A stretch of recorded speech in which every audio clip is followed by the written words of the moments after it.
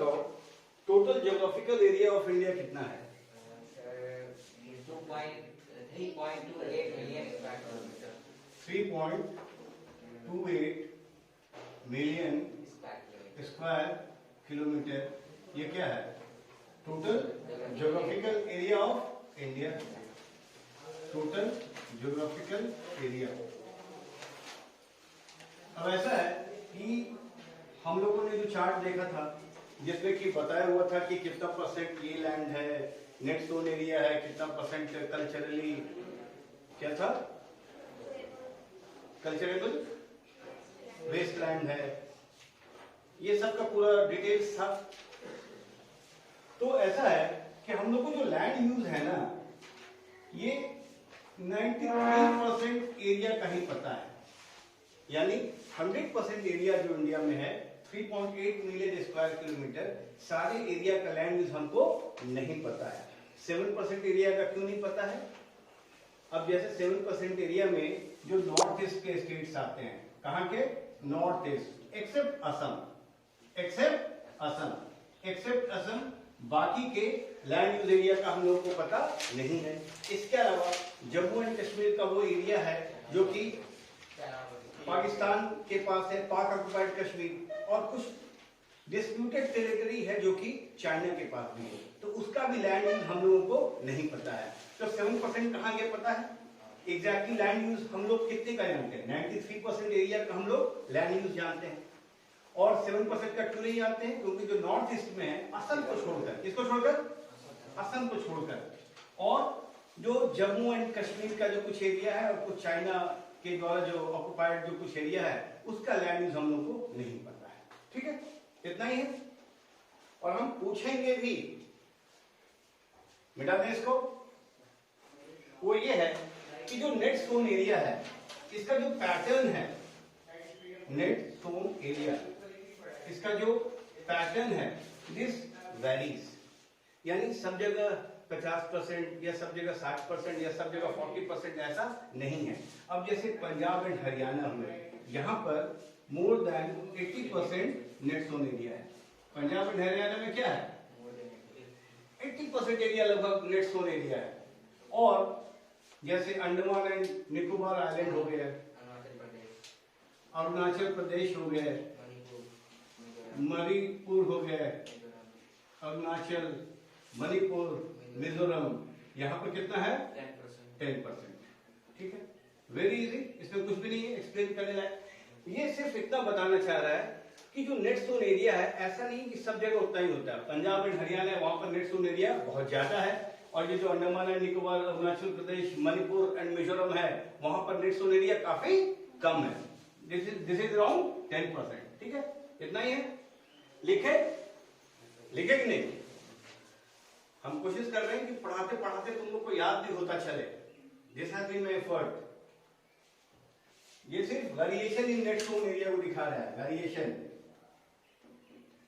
In net sown area. Punjab and Haryana में 80% है, और मणिपुर, मिजोरम, अरुणाचल प्रदेश वगैरह में 10% है। This just shows the variation. इसके अलावा एक चीज और है कि जो फॉरेस्ट एरिया है, अगर if you go by the latest ये डेटा 2016-17 का है, वो डेटा 2016-17 का जो डेटा है, 14-15 का, ठीक है, तो 14-15 का जो डेटा है उसके हिसाब से जो फॉरेस्ट एरिया है इट्स अराउंड 23.3%, लेकिन जो फॉरेस्ट एरिया है इट शुड बी 33%। और ये किसने बताया है?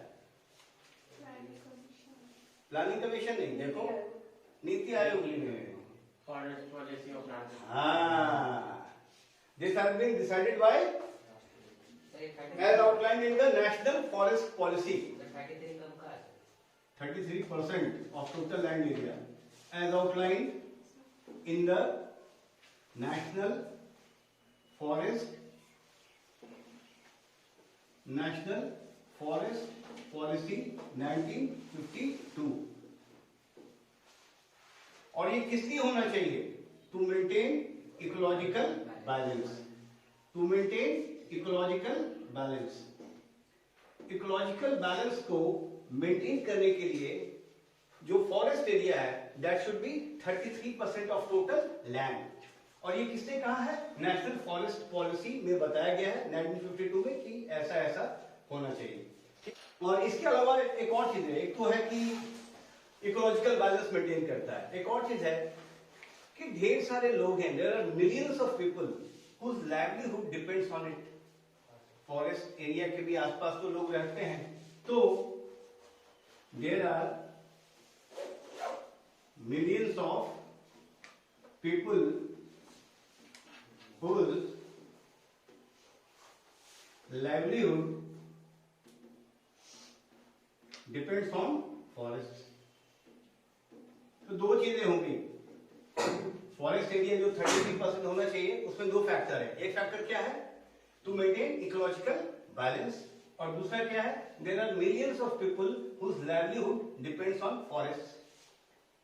वहां भी लोग रहते हैं, उनका लाइवलीहुड इसी पर डिपेंड करता है कि फॉरेस्ट एरिया कितना है, कितने ढंग से मेंटेन है। उनको कहीं जाना नहीं पड़ता है ना, अंदर ही कैटल है, मान लो उसके पशु वगैरह हैं, फॉरेस्ट के अंदर ही चला लिए। मान लो उसे किसी चीज की जरूरत पड़ी, फॉरेस्ट से ही मिल गया। तो there are millions of people whose livelihood depends on forest. लिखे हैं वेस्टलैंड किसको किसको क्या है? वेस्टलैंड में क्या क्या है? Rocky, arid and desert area. ये वेस्टलैंड में आया। दो तरह के लैंड हुए, एक और बैरन। बैरन क्या हुआ? Infertile land. Barren and wasteland में थोड़ा एक फाइन डिफरेंस है। बैरन क्या हो गया? बंजर भूमि, भूमि ही बंजर है। और वेस्टलैंड क्या हुआ? ड्यू टू इट्स टोपोग्राफी वहां पर हम कुछ नहीं कर सकते। रॉकी एरिया है, डेजर्ट एरिया है, तो उसका टोपोग्राफी ऐसा है कि हम वहां पर एग्रीकल्चर नहीं कर सकते। एक हुआ कि ठीक है लैंड ही बैरन हो गया है, इनफर्टाइल हो गया है, बंजर भूमि। समझ लो बैरन एंड वेस्टलैंड में अंतर समझ लो ना। वेस्टलैंड हुआ जैसे रॉकी टेरेन हो गया, तो वहां पर रॉक्स हैं, तो वहां पर खेती कर पाओगे क्या? सैंड है पूरा में, डेजर्ट एरिया है, वहां पर खेती कर पाओगे क्या? समझ लो। तो ये फाइन डिफरेंस समझो। वैसे तुम लोग का इससे काम चल जाएगा कि बैरन एंड वेस्टलैंड होता है। ठीक है, इसको मिटा दें। और ये कभी भी 3 मार्क्स या 5 मार्क्स में दे सकता है। Causes of land degradation and measures to conserve it. ठीक है, अब हम लोग आते हैं, this is important, this is land degradation. ठीक,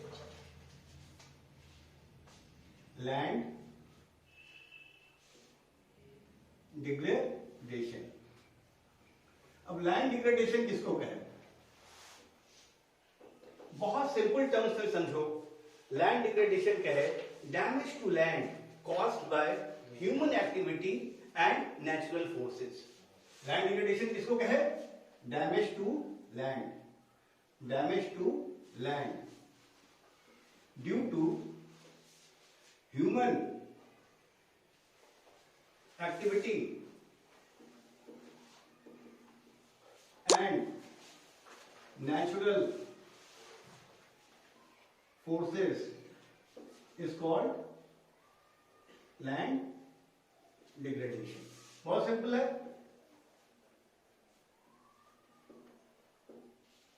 अब लैंड डिग्रेडेशन में हम लोग को बेसिकली दो चीज पढ़ना है। एक तो ये पढ़ना है कि लैंड के डिग्रेड होने का कारण क्या है, लैंड का जो डिग्रेडेशन हो रहा है उसके कारण क्या है। और दूसरा पढ़ना है मेजर्स, कौन से मेजर्स हम अडॉप्ट करें जिससे कि लैंड डिग्रेडेशन रुके। समझ रहे हो? कौन से मेजर्स हम लोग अडॉप्ट करें जिससे कि लैंड डिग्रेडेशन रुके। दो ही चीज हम लोग को पढ़ना है, एक पढ़ना है कॉजेस और एक पढ़ना है मेजर्स। दोनों हम लोग एक साथ डील करेंगे।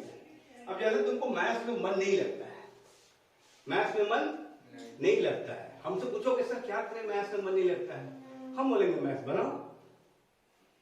सोशल साइंस में मन नहीं लगता है, हम बोलेंगे सोशल साइंस पढ़ो। तो जो रीजंस हैं उसी में मेजर्स भी छुपे रहते हैं, इसलिए इस टॉपिक को हम लोग एक साथ डील करेंगे और एक साथ समझते चलेंगे कि क्या करना है।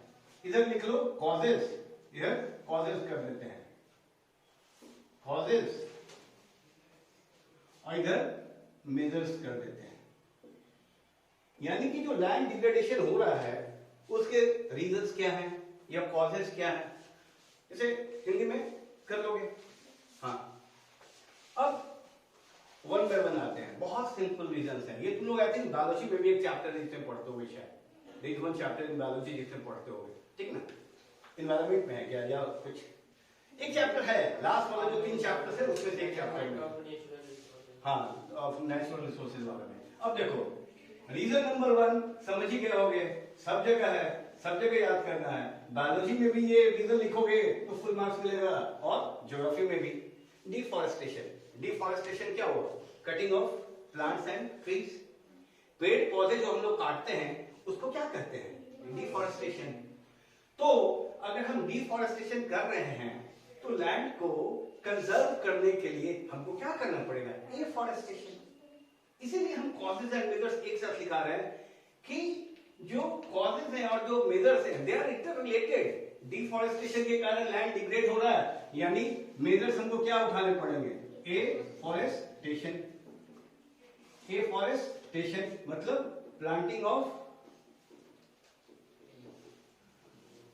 more and more trees. समझ गए? First one is very simple. दूसरा आते हैं, दूसरा जो कारण है लैंड के डिग्रेड होने का, that is over grazing. That is over grazing. अब ओवर ग्रेजिंग को समझना क्या होता है? ग्रेजिंग मतलब चरना होता है। हमारा जो कैटल पॉपुलेशन हुआ, भेड़, बकरी, भैंस, गाय, ये लोग चरते हैं, हम लोग खाना खाते हैं, वो लोग घास खाते हैं। तो ये ओवर ग्रेजिंग बहुत इंपॉर्टेंट रीजन है जिसके कारण लैंड डिग्रेड करता है। कैसे? अब वो लोग प्रॉपर टाइप खाना नहीं खाते हैं, ठीक ना। अब क्या है, मान लो वो लोग चर रहे हैं, घास तो खाएगा ही, घास के साथ साथ क्या करते हैं, वो उसको जड़ के साथ उखाड़ लेते हैं। समझ में नहीं बात? अब जड़ के साथ उखाड़ लेंगे तो क्या होता है? सॉइल भी साथ में निकलता है, तो जो लैंड है दैट गेट्स डैमेज। और वैसा इसलिए होता है क्योंकि मान लो वो चर रहे हैं, वहां पर मोटा मोटी सारा खत्म हो गया और वहीं पर बार बार चरे जा रहे हैं, तो लास्ट में वो क्या करेगा? लास्ट में तो जो भी बचा कुचा है सब कुछ उखाड़ेगा। तो ओवर ग्रेजिंग जो रीजन है जिसके कारण लैंड डैमेज होता है, इसको ओवरकम करने के लिए प्रॉपर मैनेजमेंट ऑफ ग्रेजिंग करना पड़ेगा। अब प्रॉपर मैनेजमेंट ऑफ ग्रेजिंग क्या हुआ? अब जैसे मान लो ये एरिया है, ये एक एरिया हुआ, यहां पर मान लो हमारे जो पशु हैं वो चर रहे हैं, तो प्रॉपर मैनेजमेंट में हम लोग क्या करते हैं कि डिमार्केट कर दिए कि इतने ही एरिया में ये लोग चरेंगे। अब जब यहां का खत्म हो गया तब हमने क्या डिमार्केट कर दिया कि इतने एरिया में ये चलेंगे, फिर उसके बाद कर दिए कि इतने एरिया में ये ग्रेजिंग करेंगे। इससे होता क्या है, जब तक ये इधर करेंगे तब तक इधर वाला रिप्लेनिश हो जाएगा, फिर से आ जाएगा। अगर यहीं पर बार बार चढ़ते रहेंगे तो क्या होगा? वो तो घास के साथ साथ टॉप सॉइल भी उखाड़ के खाएगा ना। और जैसे यहाँ खत्म हुआ, इधर देखोगे कहीं कहीं बाड़ा लगा दिया जाता है कि इतने ही में आप चलो। वो किस लिए किया जाता है? For proper management of grazing. समझ लो बड़ा क्यों लगाया जाता है? इसलिए लगाया जाता है कि एक ही जगह आप पूरा खाना खत्म ना कर दें। तो ये जो ओवर ग्रेजिंग है, इसके लिए हम क्या करेंगे? Proper management of grazing. अब नेक्स्ट पर आते हैं। Next is over irrigation. ये क्या है? ओवर इरिगेशन, यानी जरूरत से ज्यादा इरिगेशन कर रहे हो, जरूरत से ज्यादा इरिगेशन कर रहे हो। ओवर इरिगेशन के कारण क्या होता है? ओवर इरिगेशन के कारण देयर इज वाटर लॉगिंग। ऐसा है क्या, हम लोग जो घर में पौधे वौधे लगाते हैं, ज्यादा पानी दे दोगे तो खूब बढ़िया पौधा उग जाएगा? ऐसा है क्या? हिसाब से देना पड़ता है ना। बहुत ज्यादा भी दोगे तो भी वो मर जाएगा, कम दोगे तो भी मर जाएगा। तो over irrigation is not a good thing. Over irrigation हुआ मतलब जितना पानी की जरूरत है उससे ज्यादा पानी दे रहे हो, उसके कारण क्या होगा? पानी वहीं पर इकट्ठा होगा, एक ही जगह इकट्ठा होगा। सॉइल तो सूखता है ना, लैंड तो वाटर को सोखता है और वो सोख नहीं पा रहा है। जो लैंड है उसकी भी सॉइल सूखने की कैपेसिटी है कि वो कितना सॉइल ये वाटर सोखेगा। लेकिन अगर वहां ओवर इरिगेशन कर रहे हैं तो वो जो लैंड है that will be water log, और वाटर लॉगिंग के कारण उसका जो लैंड है वो डिग्रेड करेगा। तो इसमें भी क्या करेंगे? इसका उपाय है there is something called as drip irrigation. Drips में इरिगेशन करेंगे या स्प्रिंकलर्स, ये जो फव्वारा वाला सिस्टम भी देखते होगे, जैसे जो नहाता हुआ का मन नहीं कर रहा तो फव्वारा के नीचे बैठ जाएगा तो नहा लेगा, ठीक है ना, तो उसमें वेस्टेज भी कम होगा, ओवर इरिगेशन का भी प्रॉब्लम नहीं होगा। समझ लो, एवरीथिंग इज रिलेटेड, इसीलिए हम कॉजेज एंड मेजर्स एक साथ करा रहे हैं। चौथा आ जाओ, ये है तुम्हारा मिनरल प्रोसेसिंग। ये क्या है? Mineral processing. अब मिनरल प्रोसेसिंग में क्या आता है? अब जो एनसीईआरटी में दिया हुआ है, एनसीईआरटी में दो दिया हुआ है। एक तो दिया हुआ है कि हम लोग लाइमस्टोन प्रोसेस करते हैं। Limestone is used in cement industry. Limestone किस में यूज करते हैं? सीमेंट इंडस्ट्री में। और सिरेमिक इंडस्ट्री में हम लोग calcite and soap stone use करते हैं। सिरेमिक इंडस्ट्री में क्या यूज करते हैं? कैल्साइट। तो समझो क्या है? कैल्साइट ही है ना, ठीक है। अब समझो, तुम ये पत्थर कोई ले लो, पत्थर कोई कभी छूले होगे तो पत्थर का भी डस्ट निकलता है। समझ लो, पत्थर का भी बहुत हल्का हल्का डस्ट निकलता है। उसी तरह वो जो सीमेंट इंडस्ट्री के लिए जो लाइमस्टोन यूज करते हैं, ये जो लाइमस्टोन जो यूज करते हैं फॉर सीमेंट इंडस्ट्री, इसको भी जब प्रोसेस करते हैं ना तो वो बहुत फाइन डस्ट बनाता है। वो डस्ट क्या होता है? एटमॉस्फेयर में मिल जाता है, और एटमॉस्फेयर में मिलता है, ultimately it settles down on earth only. Finally वो जमीन पर ही कहीं बैठ जाता है। जमीन पर बैठने के कारण क्या होता है? जो अर्थ है उसके ऊपर एक लेयर आ गया उसका।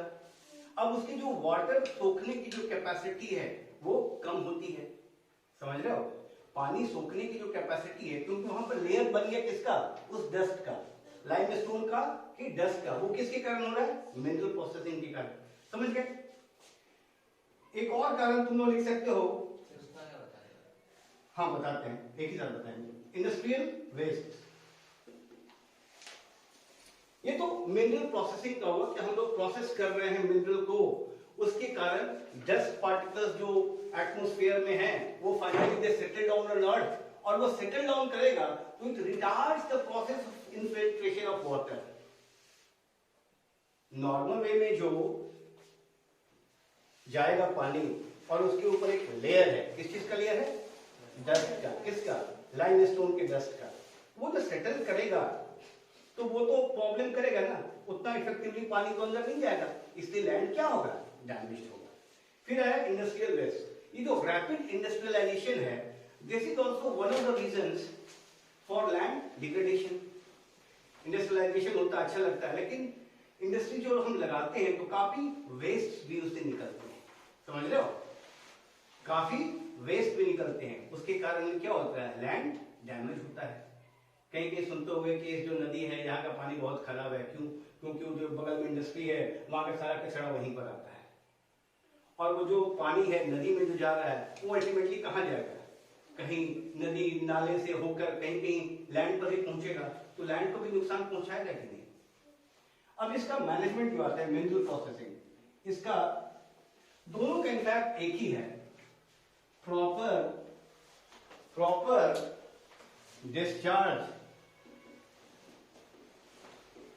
And disposal of industrial waste. In fact जो मिनरल प्रोसेसिंग में जो लाइमस्टोन का जो यूज कर रहे हैं, इसे भी तुम वेस्ट ही कह सकते हो। समझ लो, वो एयर में है बहुत फाइन डस्ट के रूप में, उसको भी तुम वेस्ट ही कह सकते हो।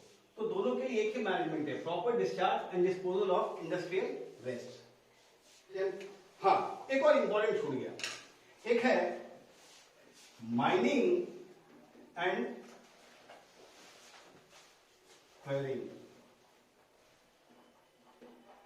ये खनन और उत्खनन जो कहते हैं, तो ये जो माइनिंग एंड क्वेरिंग एक्टिविटीज है, इसके कारण भी लैंड्स काफी डैमेज होते हैं। तो अब इसको मैनेज करने के लिए क्या करना पड़ेगा? We need to regulate mining activities, controlled way में माइनिंग एक्टिविटीज करना पड़ेगा।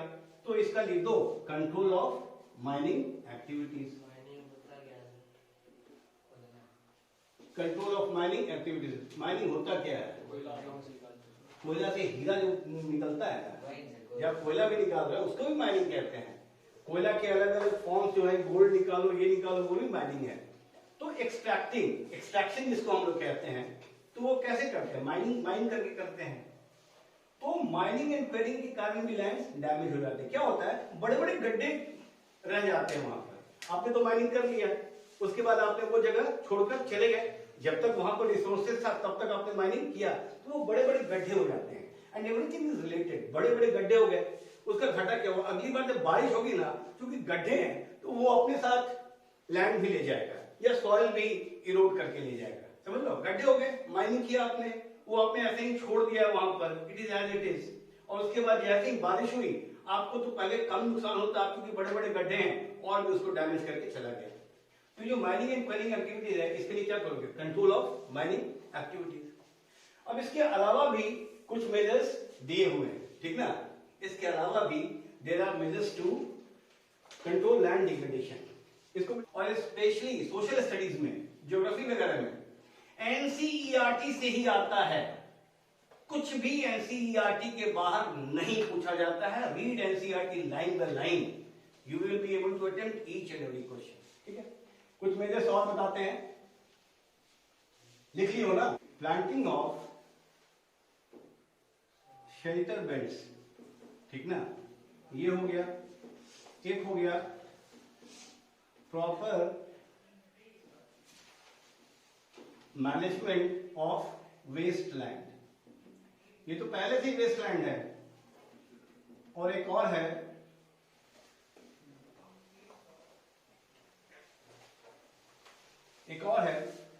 Stabilization of sand dunes. Stabilization of sand dunes by planting thorny bushes. इन तीनों को समझते हैं। Planting of shelter belts. Shelter belts समझना, तुम लोग रास्ते में कहीं देखे हो कि खेत के लायक जमीन है और उसके चारों तरफ ट्रीज हैं, चारों तरफ ट्रीज हैं, चारों तरफ ट्रीज हैं। देखे हो कि नहीं देखे हो? सब जगह नहीं होता है। कोई खेत है तो उसके चारों तरफ ट्रीज लगा हुआ है, देखे हो? तो ये लैंड कंजर्वेशन का एक मेजर्स है। क्या होता है, ये जो सॉइल है, अगर मान लो बहुत फोर्सफुल विंड आता है, सॉइल को उड़ा कर ले जाएगा कहीं। अब ये ट्रीज चारों तरफ हम लोगों ने प्लांट कर दिए, तो उसका जो फोर्स है वो तो कम हो जाएगा। कम होगा कि नहीं होगा? तो इसी को हम लोग शेल्टर बेल्ट्स कहते हैं। समझ गए? Planting of shelter belts. किसी भी एग्रीकल्चरल लैंड के चारों तरफ अगर हम लोगों ने ट्री प्लांट कर दिए, तो उसका जो लैंड है वो डिग्रेड होने से बच जाएगा। क्योंकि अगर मान लो विंड एक तरीका है जिससे कि वो उड़ा कर ले जा सकता है, विंड का फोर्स क्या होगा? कम हो जाएगा। होगा कि नहीं होगा? ठीक है। फिर है proper management of wasteland, यानी जो भी वेस्ट लैंड है उसको प्रॉपर वे में हम लोग मैनेज करें कि जितना डिग्रेडेशन हो चुका है उससे ज्यादा डिग्रेडेशन ना हो। अब मान लो वेस्ट लैंड है, वेस्ट लैंड भी तो किसी काम का है। राजस्थान में डिजर्ट है, खेती नहीं हो सकती है, लेकिन सोलर का कितना स्कोप है, समझ लो। क्योंकि वहां ये सोलर एनर्जी तो बहुत बढ़िया मिलता है ना, किसी काम का नहीं है, लेकिन वहां पर हम लोग सोलर प्लांट एस्टैब्लिश कर सकते हैं। तो उसी को हम लोग कहते हैं proper management of wasteland. यानी जो भी वेस्ट लैंड है उसका ढंग से हम लोग मैनेज करें कि जो भी वेस्ट लैंड है उसको हम कुछ यूटिलिटी में ला सकें। लास्ट में आया stabilisation of sand dunes. Dunes clear नहीं है I think. Stabilisation of sand dunes by planting thorny bushes. अब ये जो सैंड वाला जो एरिया हुआ, वहां भी तो लैंड डिग्रेड होता है, तो वहां पर क्या करते हैं, ये जो थॉर्नी बुशेस, कटीला बुश, समझ रहे हो, उसको बीच बीच में प्लांट कर दोगे, वो वहां पर उगता है। ये जो सैंड वाले एरिया है वहां पर थॉर्नी बुशेस उगते हैं, उसको बीच बीच में प्लांट कर दोगे, उससे क्या होता है, इसकी जो जड़ें हैं ये अंदर तक होता है। तो यहां भी तो एक हमेशा रहता है कि ये सैंड ड्यून है, सैंड का टीला है, इसको विंड उड़ाकर ले गया। तो अगर ये प्लांट कर दोगे ना थॉर्नी बुशेस, तो क्या होगा, ये इसको रोकेगा कि विंड आया उड़ा कर ले गया, इस चीज को ये हॉल्ट करेगा। समझ रहे हो? तो stabilisation of sand dunes by planting thorny bushes, इतना ही है लैंड डिग्रेडेशन के कॉजेस और मेजर्स। समझ में आ गए होंगे। अब सिर्फ एक बार देखोगे ना अपना एनसीईआरटी, वही चीज है एग्जैक्टली। माइनिंग करते हैं जिसके कारण लैंड डिग्रेडेशन होता है, तो हमको क्या करना चाहिए, माइनिंग एक्टिविटीज को कंट्रोल करना चाहिए। डिफॉरेस्टेशन के कारण होता है तो हमको क्या करना चाहिए, डिफॉरेस्टेशन करना चाहिए। ओवर ग्रेजिंग के कारण होता है तो हमको क्या करना चाहिए, ग्रेजिंग प्रॉपर प्लान वे में करना चाहिए। ठीक ना? तो ये हो गया। अब इसमें एक क्वेश्चन क्या बनता है, ये सारा लिख लिए ना तुम लोग, ठीक है, हम देखेंगे लास्ट में, लिखना जरूरी है। अब एक चीज तुम लोगों ने दिया हुआ है कि जो लैंड डिग्रेडेशन है वो किस किस स्टेट्स में किस किस कारण से होता है। ठीक ना? अब जैसे ओवर ग्रेजिंग के कारण जिन स्टेट्स में लैंड डिग्रेड हुए हैं उन स्टेट्स का नाम है ग्राम। क्या नाम है? ग्राम। G for Gujarat, R A for M for Maharashtra and M for नहीं, मणिपुर नहीं, मध्य प्रदेश। ठीक ना? M for Madhya Pradesh. यानी कि ये चारों वो स्टेट्स हैं जहां ओवर ग्रेजिंग के कारण लैंड हैज बीन डिग्रेडेड। समझ रहे हो? कहां कहां? ग्राम स्टेट्स। ग्राम स्टेट्स तुम लोग को याद करने के लिए हम बनाते हैं। G for Gujarat, R A for Rajasthan, M for Maharashtra, M for Madhya Pradesh. तो यहां जो लैंड डिग्रेडेशन हुआ है it has been because of over grazing. Over grazing. उसी तरह अब डिफॉरेस्टेशन, कहां कहां डिफॉरेस्टेशन के कारण जो लैंड है वो डिग्रेड हुआ है। अब समझो, ये जितने भी माइनिंग एक्टिविटीज वगैरह है ना, ये फॉरेस्ट एरिया में जनरली होते हैं। समझ रहे हो? तो जहां जहां माइंस वगैरह होगा वहीं वहीं ना लैंड डिग्रेड करेगा उसके कारण। इंडिया में 4 मेजर जगह है। एक हो गया तुम्हारा झारखंड, एक हो गया तुम्हारा छत्तीसगढ़, एक हो गया तुम्हारा उड़ीसा और एक हो गया तुम्हारा मध्य प्रदेश, जहां पर कोल माइंस वगैरह हैं। यही 4 जगह है। तो वहीं पर ना जहां पर माइनिंग होगा वहीं पर ना डिफॉरेस्टेशन के कारण उसका जो लैंड है वो डिग्रेड होगा। तो इसको लिख लो, इसको मिटा दे। ग्राम समझ गए? चलो, तो डिफॉरेस्टेशन क्या, माइनिंग करेंगे तो नेचुरली कि डिफॉरेस्टेशन भी होगा। ठीक है ना? तो ये स्टेट्स हो गए तुम्हारे झारखंड, फिर हो गया उड़ीसा, फिर हो गया मध्य प्रदेश, फिर हो गया छत्तीसगढ़।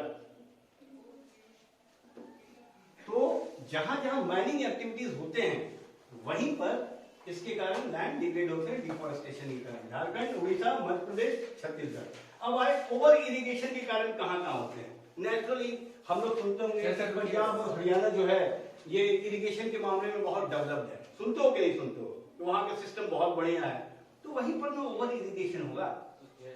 हमारे यहाँ तो ढंग से पानी नहीं आता है बिहार में, तो ओवर इरिगेशन क्या होगा? जहां पर ढंग से पानी आता है, जहां पानी का सिस्टम बहुत बढ़िया है, वही ना ओवर इरिगेशन होगा। तो ओवर इरिगेशन में 3 स्टेट्स हैं वैसे, पंजाब हरियाणा तो तुम लोग को याद रहना ही चाहिए। इसके साथ है western UP, Punjab, Haryana and western Uttar Pradesh या वेस्टर्न यूपी। तो ये तीनों जगह हैं जहां पर कि over irrigation is the reason जिसकी वजह से लैंड हैज बीन डिग्रेडेड। तो वो भी बहुत इजी है। तुम लोग को मैप में समझो, पहली बात कि इस चैप्टर से मैप तुम लोग को आता नहीं है। ठीक ना? पहली बात कि इस चैप्टर से तुम लोग को मैप नहीं आता है। लेकिन दूसरी बात, अगर आएगा भी तो सिर्फ और सिर्फ आइडेंटिफिकेशन आएगा। हम पिछले 3-4 सालों का जो ट्रेंड देखे हैं, इस चैप्टर से मैप नहीं आता है। लेकिन दिया हुआ है, अगर आएगा तो सिर्फ आइडेंटिफिकेशन आएगा। यानी मैप दे दिया है, उसमें उस एरिया को शेड कर दिया है और बताओ कि ये कौन सा एरिया है, एलुवियल सॉइल के एरिया है या ब्लैक सॉइल के एरिया है, जो भी है। तो तुम लोग को ये नहीं आता है वैसे, लेकिन दिस इज ऑल्सो इजी। इसको भी खूब बढ़िया से बता देंगे कि एकदम याद रहे, इसमें कुछ है ही नहीं। अब हम लोग आते हैं सॉइल एज अ रिसोर्स पे।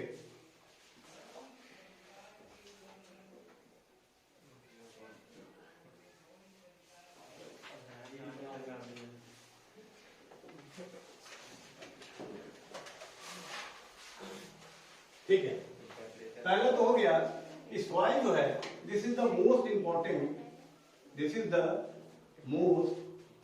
Important renewable natural resource.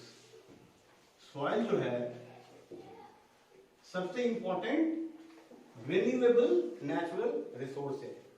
Soil is a renewable resource, पता है ना, लाखों साल में, मिलियंस ऑफ ईयर्स या ये में 2 सेंटीमीटर 3 सेंटीमीटर सॉइल बनता है, समझे, बट दिस इज रिन्यूएबल। ठीक है, इसके अलावा क्या क्या है, it is a medium of growth for plants as well as living organisms, है कि नहीं। तो it supports plant growth as well as living organisms, दोनों को सपोर्ट करता है कि नहीं करता है। सर प्लांट लिविंग है ना, हाँ, प्लांट को अलग ही मान लो, लिविंग ऑर्गेनिजम्स मतलब जो बैक्टीरिया वगैरह भी होते हैं ना, जर्म्स वगैरह भी होते हैं ना, वो सब भी तुमको सॉइल में बहुत पाए जाते हैं, समझ रहे हो, उसके हिसाब से बोल रहा है। थोड़ा एक डिस्टिंक्शन तो हम लोग रखते ही है ना, प्लांट है, लिविंग ऑर्गेनिज्म से उसी का मतलब है, हम लोग भी हो गए, ह्यूमन बींग्स भी हो गए। और जो सॉइल में है, सॉइल में जैसे पढ़ते हो कि देयर इज ह्यूमस, ह्यूमस क्या होगा, this is dead remains of plants and animals. Soil में जो ऊपर का जो लेयर होता है उसमें ऑर्गेनिक मटेरियल भी होता है। ऑर्गेनिक मटेरियल मतलब क्या होगा, dead remains of plants and animals, ये जो लीव्स है, पत्ते हैं, वो गिर गए, गिर के क्या होता है, दे डिकम्पोज, और जो फर्स्ट लेयर ऑफ सॉइल है उसमें जाता है, और मिलियंस ऑफ ईयर्स ये वगैरह में ये वो होकर वो फिर सॉइल बनता है, ठीक ना। ठीक है, तो it supports plant growth as well as living organism. इसके अलावा तो कुछ नहीं है। Factors in the formation of soil, क्या क्या फैक्टर हैं जिसके कारण सॉइल फॉर्म होते हैं। ठीक है, इसको मिटा दें।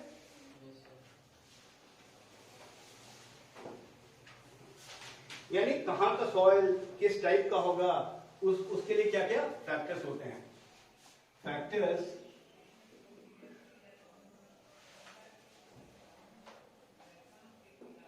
इन फॉर्मेशन ऑफ सॉइल, एक तो रिलीफ हो गया, रिलीफ समझते हो, कह रहा है कि जो सॉइल बनता है उसके लिए क्या क्या फैक्टर्स रिस्पॉन्सिबल है, यानी कि कहां का सॉइल किस तरह का होगा, इसके लिए क्या क्या फैक्टर्स रिस्पॉन्सिबल हैं। अब एक बात समझो, हम लोग लैंड और सॉइल को इंटरचेंज करके यूज करते हैं, लैंड बोल दिए सॉइल बोल दिए, एक ही चीज हुआ। कोई बताएगा कि लैंड और सॉइल में अंतर क्या है। लैंड में सिर्फ प्लांट भी आएगा और सॉइल में एनिमल आएगा। लैंड वाले वो भी सॉइल प्रॉपर्टी बताओ सकते, पता नहीं क्या, बहुत सिंपल है। इसमें क्या लैंड, क्या लैंड हम लोग ओवरऑल यूज करते हैं, माउंटेन रहे तो भी लैंड है, प्लेट्यू रहे तो भी लैंड है, प्लेन्स रहे तो भी लैंड है, रिवर बेड है तो भी लैंड है। लैंड एज अ होल हम लोग यूज करते हैं, समझ लो, रोड है, ये है, सब कुछ है, सब कुछ लैंड के लिए यूज करते हैं। लेकिन वही जब हम लोग लैंड का डिमार्केशन करने लगते हैं कि ये जो लैंड है यहाँ पर किस तरह का सॉइल है, सॉइल बेसिकली क्या हुआ, अपर मोस्ट लेयर, लैंड का अपर मोस्ट लेयर जो हुआ उसको हम लोग सॉइल कहते हैं। तो ओवरऑल सब कुछ को हम लोग लैंड कर सकते हैं, लेकिन सब कुछ को एक ही सॉइल नहीं कर सकते हैं। सॉइल जब ये कहेंगे तो उसमें डिमार्केशन करते हैं हम लोग, यहाँ का सॉइल एलुवियल है, यहाँ का सॉइल काला है, यहाँ का सॉइल गोरा है, इस टाइप का हम लोग डिमार्केशन करते हैं। ये लैंड में सुने हो, काला लैंड है, गोरा लैंड है, येलो है, पीला है, रेड है, सुने हो नहीं। तो लैंड एज अ होल हम लोग यूज करते हैं, कुछ भी that is a land. Soil upper most layer of earth surface, soil क्या हो गया, upper most layer of earth surface, इसको हम लोग क्या कहेंगे, सॉइल कहेंगे, क्रस्ट। क्लास 9 बोला, क्लास 9 तक अच्छे से पढ़े हुए ना तो क्लास 10 में बहुत मदद मिलेगी, इसमें बहुत कुछ रिलेटेड भी है। क्लास 9 का कंसेप्ट क्लियर है तो even is going to help you in class 10। तो soil is the uppermost layer of earth surface. Relief है, रिलीफ फीचर समझ रहे हो, यानी माउंटेन है या प्लेन है या प्लेट्यू है, उसके हिसाब से भी सॉइल डिसाइड होगा, क्योंकि सॉइल अल्टीमेटली कहां से आता है, सॉइल अगर देखोगे अल्टीमेटली ये रॉक से आता है, समझ रहे हो? Ultimately soil is made up of rocks. तो जो तुम्हारा रिलीफ फीचर्स है कि वहां पर वो माउंटेन है या वो प्लेट्यू है या प्लेन है, ये अफेक्ट करेगा कि नहीं करेगा कि तुम्हारा सॉइल किस तरह का है? पैरेंट रॉक और बेड रॉक। इसके बाद है क्लाइमेट, इसके बाद है वेजिटेशन, ठीक है, अदर फॉर्म्स ऑफ लाइफ। तो ये जो फॉर्मेशन ऑफ सॉइल में पैरेंट रॉक और बेड रॉक, तुम लोग 9th में ही पढ़े होंगे। अलग अलग टाइप के रॉक्स होते हैं, इग्नियस रॉक होते हैं, मेटामॉर्फिक रॉक होते हैं कि नहीं होते हैं। तो जो पैरेंट रॉक है, सॉइल का जो पैरेंट रॉक है, वो डिसाइड करेगा कि नहीं किस तरह का सॉइल होगा। अगर वो इग्नियस रॉक है तो उसका सॉइल कुछ और टाइप का होगा, लाखों साल बाद वो कुछ और टाइप का सॉइल बनेगा। अगर उसका जो पैरेंट रॉक है वो तुम्हारा मेटामॉर्फिक है तो उसका सॉइल कुछ और बनेगा। समझ रहे हो कि कैसे ये पैरेंट रॉक है, उसी को हम लोग बेड रॉक भी कहते हैं। वो कैसे डिसाइड करता है? जिस तरह का रॉक रहेगा उस तरह का सॉइल रहेगा, जिस तरह का रिलीफ फीचर्स रहेगा, माउंटेनस एरिया है, प्लेट्यू रीजन है या तुम्हारा प्लेस है, वो भी डिसाइड करेगा। क्लाइमेट ऑब्वियसली डिसाइड्स, क्लाइमेट और वेजिटेशन, किस तरह के पेड़ पौधे वहां पर हैं, किस तरह का क्लाइमेट है वहां का, हॉट क्लाइमेट है, कोल्ड क्लाइमेट है, ह्यूमिड क्लाइमेट है। तो climate, vegetation and other forms of life, ये सब अफेक्ट करते हैं। इसके अलावा भी कुछ चीजें जो कि अफेक्ट करते हैं, जैसे रनिंग वाटर या ग्लेशियर्स, ये सब कुछ अफेक्ट करते हैं कि कैसा सॉइल होगा। इसको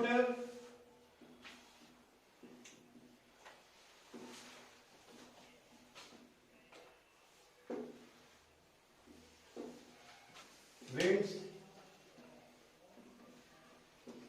glaciers, एक्टिविटीज ऑफ डिकम्पोजर्स। ये डिकम्पोजर्स लोग पढ़ोगे बायोलॉजी में, ठीक? ये जितने भी फैक्टर्स हैं, all of them contribute in the formation of soil, यानी कि इन लोगों का सहयोग रहता है, ठीक? ये लोग डिसाइड करते हैं कि किस तरह का सॉइल होगा।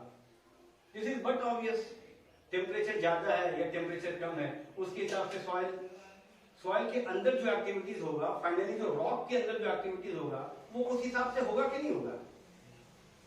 32 डिग्री टेम्परेचर पर मान लो है कहीं तो कोई रीजन है, और कोई रीजन है जो 0 डिग्री टेम्परेचर में है। दोनों के जो बेड रॉक है यानी जो पैरेंट रॉक है, उसमें एक ही तरह की एक्टिविटी होगा? नहीं, अलग अलग तरह की एक्टिविटी होगी। और मान लो कहीं दिन में बहुत ज्यादा गर्मी है, रात में बहुत ज्यादा ठंड है, तो उसमें कॉन्ट्रैक्शन और एक्सपेंशन बहुत ज्यादा होगा, तो उसके रॉक्स जल्दी टूटेंगे। समझ रहे हो कि how does temperature affect running water है हम लोग के यहाँ जो आता है, ये जो माउंटेन्स हैं, माउंटेन्स से रिवर्स आते हैं।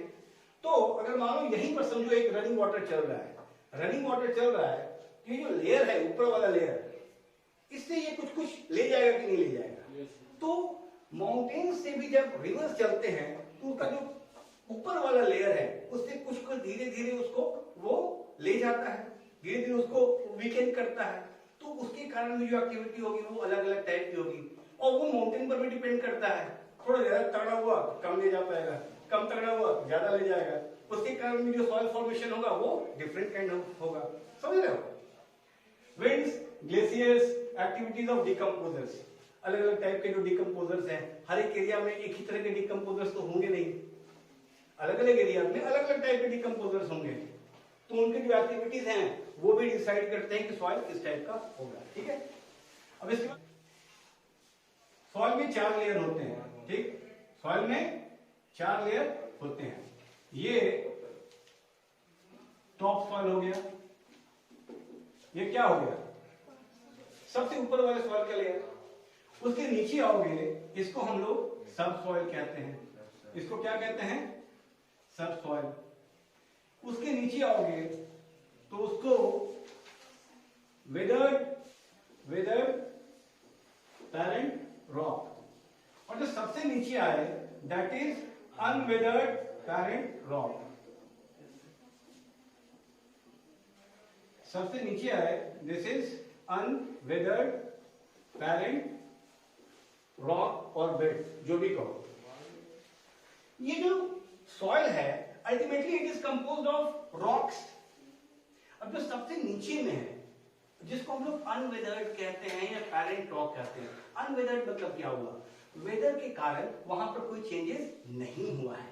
जो भी जहां का जो भी वेदर होगा, मान लो वहां बारिश कितनी हो रही है या वहां का टेम्परेचर कितना है, वो कितने दिन ठंडक में रहता है, कितने दिन गर्मी होती है, उसके कारण जो रॉक्स हैं उनमें चेंजेस होती है। तो इसके ऊपर वाला जो लेयर हो गया वो क्या हो गया? Weathered parent rock. समझ गए? ये जो लेयर है इसमें कोई चेंजेस नहीं हो पाया है, ये जो लेयर है इसमें चेंजेस हुआ है। तो ये वेदर्ड पैरेंट रॉक हो गया और ये अनवेदर्ड पैरेंट रॉक हो गया। ऊपर वाला टॉप सॉइल, उसके नीचे वाला सब सॉइल। समझ गए? इतना ही होता है सॉइल प्रोफाइलिंग। इसको सबस्ट्रेटम भी कहते हैं। थर्ड वाला को ये जो हुआ तुम्हारा, दिस इज सबस्ट्रेटम। कितना ही जानना है तुम लोगों को? 4 लेयर होते हैं। सबसे ऊपर में क्या हुआ? Top soil. सबसे ऊपर वाला लेयर है टॉप सॉइल हो गया। उसके बाद वाला क्या हो गया? सब सॉइल हो गया। और अल्टीमेटली ये जो सॉइल है it is made up of rocks. सबसे नीचे में अनवेदर्ड पैरेंट रॉक होते हैं, जहां पर वेदरिंग का कोई इफेक्ट नहीं आया है। ओरिजिनल है, ये ओरिजिनल है। इसी से बदल बदल के सॉल्ट कहते हैं। क्या है? सॉइल। सॉइल बना है, ठीक ना? इसी से। और ये वो वाला पोर्शन है जहां पर वेदरिंग का इफेक्ट हुआ है। मान लो कोई एरिया है, वहां पर बहुत ज्यादा बारिश होती है, बहुत ज्यादा बारिश होती है, तो ये जो पानी है ये इसके अंदर जाएगा, उसका जो इफेक्ट होगा पैरेंट रॉक पर अलग होगा, और जहां कम बारिश होती है उसका इफेक्ट अलग होगा। समझ लो मेरी बात कि हाउ इट अफेक्ट्स। जहां ज्यादा बारिश होती है तो जो रॉक है उस पर जो इफेक्ट है क्या वो वही होगा जहां पर कम बारिश होती है? It will be different. Got it? ये तुम्हारा सॉइल प्रोफाइल हो गया। इसके बाद हम लोग आते हैं डिफरेंट टाइप्स ऑफ सॉइल पे। इंडिया में बेसिकली 6 टाइप्स ऑफ सॉइल्स हैं। एक गंदा सा मैप बनाएंगे, ठीक ना? बर्दाश्त करने लायक होगा, ऐसा नहीं होगा कि बिल्कुल बर्दाश्त करने लायक नहीं है। ये जो डिपेंडिंग ऑन टेक्सचर क्या है, डिपेंडिंग ऑन टेम्परेचर क्या है, डिपेंडिंग ऑन एज क्या है, इंडिया में सॉइल को 6 types of soils are found. ठीक है? इंडिया में कितने टाइप्स ऑफ सॉइल्स है? 6 टाइप्स है। पहला है तुम्हारा alluvial soil, and this is the most important soil. पहला क्या है? एलुवियल। दूसरा क्या है? Black soil. तीसरा क्या है? Red and yellow soil. चौथा क्या है? Laterite soil. पांचवा क्या है? Arid soil. और छठा क्या है? Forest soil. ठीक है? तो जो अलग अलग फैक्टर्स हैं लाइक टेम्परेचर, टेक्सचर, एज, उनके बेसिस पर इंडिया में 6 तरह के सॉइल्स होते हैं। ठीक है ना? कुछ और भी होते हैं, तुम्हारे डेफिनेशन के हिसाब से 6 ही हैं। ठीक ना? एक दो और होते हैं लेकिन तुम लोगों को नहीं पढ़ना है। ये है alluvial soil, black soil, red and yellow, laterite, arid and forest soil. 6 types of soil sir. अब आते हैं हम लोग सबसे पहले एलुवियल सॉइल पर। एलुवियल सॉइल और ब्लैक सॉइल ये सबसे मोस्ट इंपॉर्टेंट में समझ लो कि अगर 2 सॉइल को याद करना है तो ये 2 सॉइल को याद करना ही है। ठीक है? एलुवियल और ब्लैक। ठीक ना? ये सबसे इंपॉर्टेंट है। सबसे पहले हम लोग आते हैं एलुवियल सॉइल पर। सबसे पहले आते हैं हम लोग एलुवियल सॉइल पर। हाँ, सबसे जो इंपॉर्टेंट है दैट इज एलुवियल सॉइल। अब समझो एलुवियल सॉइल ये जैसा तुम लोगों की किताब में भी दिया हुआ है, this is the most important, this is the most important and most fertile soil and most fertile soil. जितने भी सॉइल्स हैं उसमें सबसे ज्यादा इंपॉर्टेंट और सबसे ज्यादा फर्टाइल सॉइल है। अब इस एलुवियल सॉइल का तुम लोग एरिया समझो कहां पर है। एलुवियल सॉइल का जो एरिया है, ये जो एरिया है दिस इज नदर्न प्लेन। ये जो एरिया है ये कौन सा एरिया है? नदर्न प्लेन का एरिया है। तो ये जो एलुवियल सॉइल है ये पाया जाता है नदर्न प्लेन में। नर्दर्न प्लेन माने क्या क्या, ये समझो ये जो एरिया है, पंजाब हो गया, हरियाणा हो गया, बिहार हो गया, वेस्ट बंगाल हो गया, और in fact through a narrow corridor it enters Rajasthan as well as Gujarat. यानी इधर से एक हल्का सा पैसेज लेकर ये कहां पे फैले हुए हैं, Rajasthan as well as Gujarat. तो इसका एरिया लिखो, बिहार, वेस्ट बंगाल, फिर तुम्हारा पंजाब, हरियाणा, राजस्थान, गुजरात, ठीक ना। इनफैक्ट ये थोड़ा थोड़ा नॉर्थ ईस्ट में भी है। ध्यान से तुम लोग अपना मैप देखो, अगर किताब ले आए हो तो मैप देखो, इस नॉर्थ ईस्ट जो एरिया है यहां पर भी तुमको मिलेगा। लेकिन तुम लोगों के हिसाब से जो 1 मार्क्स का 2 मार्क्स के क्वेश्चन के हिसाब से देखोगे तो एक चीज बहुत इंपॉर्टेंट है कि जो एलुवियल सॉइल है, ये जो ईस्टर्न कोस्ट है, ये क्या हुआ, this is the eastern coast of India, ठीक ना। यहां पर भी एलुवियल सॉइल पाया जाता है। और यहां पर क्यों पाया जाता है, यहां पर 4 नदियां हैं। कौन कौन नदी है, गंगा, गोदावरी, हाँ, MGKK, ठीक ना, MGKK या MGK square. M for Mahanadi, G for Godavari, K for Kaveri and K for Krishna, ठीक ना। तो समझना, हम लोग के इंडिया में 2 ही सिस्टम प्रोमिनेंट है, एक है हिमालयन रिवर सिस्टम और एक है पेनिनसुलर रिवर सिस्टम। तो ये जो इसको एलुवियल सॉइल क्यों कहते हैं, क्योंकि जो हिमालयन रिवर सिस्टम है उसमें 3 रिवर्स आते हैं, एक इंडस है, सिंधु जो कि पाकिस्तान में ही जाता है, एक और तुम्हारा गंगा और एक और तुम्हारा ब्रह्मपुत्र। तो यहां हो गया इंडस है, गंगा है और ब्रह्मपुत्र है।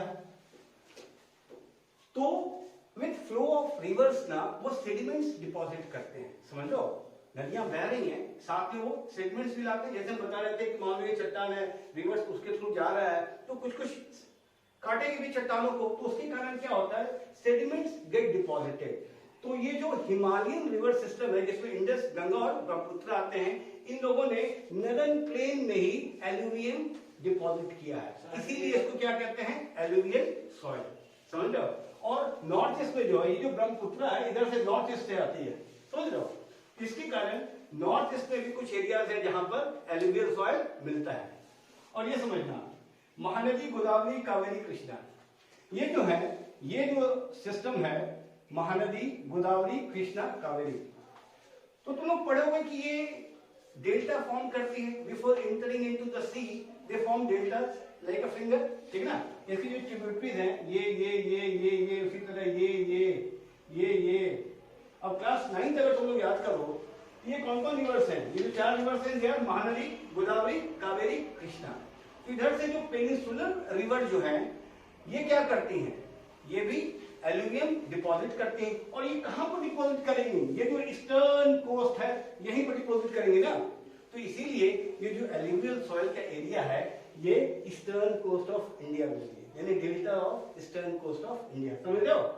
एलुवियल सॉइल कहां कहां है, एक तो नदर्न प्लेन में हो गया, थोड़ा बहुत नॉर्थ ईस्ट में भी है, ब्रह्मपुत्र है, गंगा है, इंडस है, ये सब एलुवियम डिपॉजिट किया था इन लोगों ने, कहां पर, नदर्न प्लेन्स में। उसके बाद यहाँ पे जो महानदी, गोदावरी, कृष्णा, कावेरी है, इनके जो डेल्टा फॉर्म होते हैं, ये भी जाके यहाँ पर, ये जो ईस्टर्न कोस्ट है यहाँ पर डिपॉजिट करते हैं एलुवियम, जिसके कारण यहाँ का भी सॉइल क्या है, एलुवियम। इतना ही है।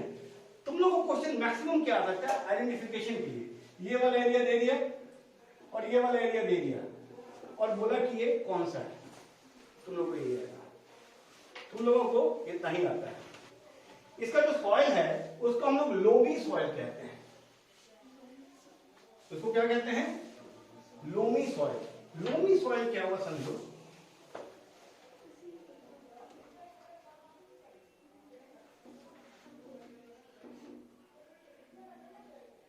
कोई भी जो सॉइल होता है it is made up of sand, silt and clay. यही 3 मटेरियल होते हैं किसी भी सॉइल में, ठीक ना। क्या क्या होता है, सैंड, सिल्ट एंड क्ले। अगर सैंड का प्रोपोर्शन बहुत ज्यादा हो गया, सैंडी एरिया हो गया राजस्थान में, एरिड रीजन, समझ लो। क्ले का एरिया बहुत, ये क्ले का प्रोपोर्शन बहुत ज्यादा हो गया तो वो ब्लैक बन जाएगा। ये जो लोमी हुआ इसमें है ना बैलेंस प्रोपोर्शन में है ये तीनों, समझ रहे हो? बैलेंस प्रोपोर्शन में सैंड, सिल्ट एंड क्ले है। सॉइल में क्या होता है? It is made up of sand, silt and clay. अगर ये बैलेंस प्रोपोर्शन में है उसको क्या कहेंगे? लोमी। अगर सैंड बहुत ज्यादा है तो क्या? सैंडी। क्ले बहुत ज्यादा होगा तो क्या होगा? क्ले। दैट्स इट, ठीक ना? अब इसके बाद आता है कि जो नदर्न प्लेन्स हैं, it is intensely cultivated and high density population यहाँ पर है। ये है, यहाँ पर एलुवियल सॉइल में दो तरह के सॉइल होते हैं on the basis of age. On the basis of age एक होता है ओल्ड एलुवियल सॉइल और दूसरा होता है new alluvial soil. On the basis of age there are two types of soil. Old alluvial को हम लोग बंगाल भी कहते हैं। क्या कहते हैं?